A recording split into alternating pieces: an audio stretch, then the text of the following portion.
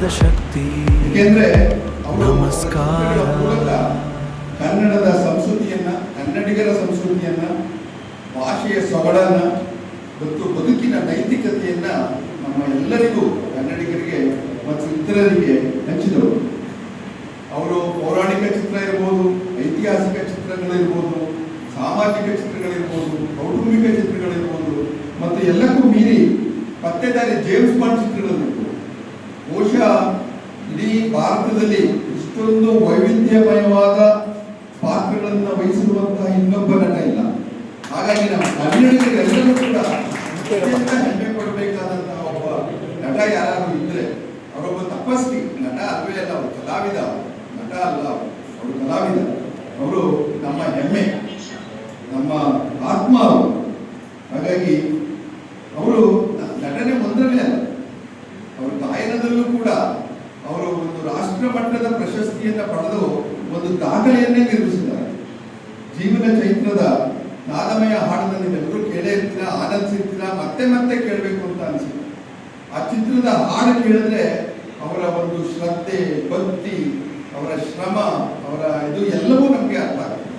But ಈಗಲೂ ಕೂಡ ಅವರು ಗತಿಸಿದ ಎಷ್ಟೋ ವರ್ಷಗಳಾಗಿದೆ, ಆದ್ರೆ ಈಗಲೂ ಕೂಡ ಏಪ್ರಿಲ್ ಬಂತು ಅಂತ ಅಂದ್ರೆ ಅವರ ಹುಟ್ಟಿದ ದಿನ ನೆನಪಾಗುತ್ತೆ ನಮ್ಗೆ, ನಮ್ಮನ್ನ ಅಗಲಿದ ದಿನ ನೆನಪಾಗುತ್ತೆ, ದುಃಖ ಆಗುತ್ತೆ.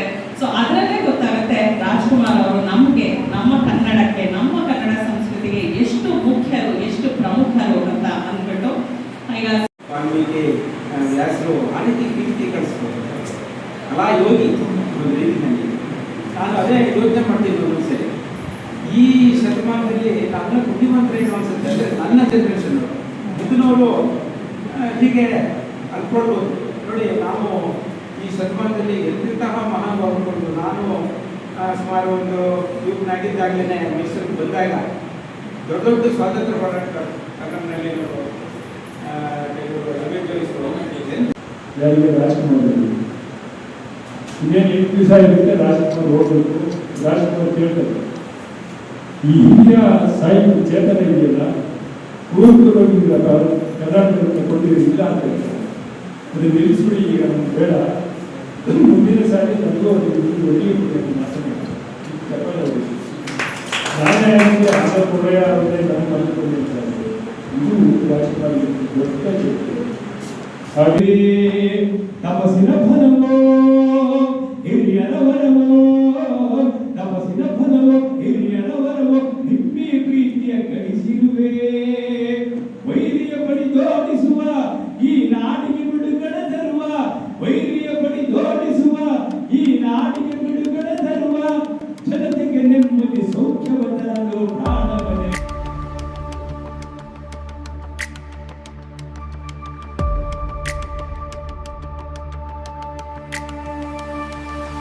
ನಮಸ್ಕಾರ. ಇದು ಸಮಯ ಸೂತ್ರ, ನಿಜದ ಮಾಟು ಮಾತ್ರ. ಸುಳ್ಳು ಸುದ್ದಿಗೆ ಇಲ್ಲ ಇಲ್ಲಿ ಯಾವತ್ತೂ ಅವಕಾಶ, ಯಾವತ್ತೂ ಅವಕಾಶ. ತಾಯ ಸುದ್ದಿ ನಮ್ಮ ವರದಿ ಸಮಮಯ ಹೇಳುತ್ತದೆ, ತಾಯ ಸುದ್ದಿ ನಮ್ಮ ವರದಿ ಸಮಮಯ ಹೇಳುತ್ತದೆ. ಸತ್ಯವೇ ಉಳಿಯುತ್ತದೆ, ಸುಳ್ಳಿನ ನೆರಳುಲಿ ಕರಗುತ್ತದೆಂತದೆ.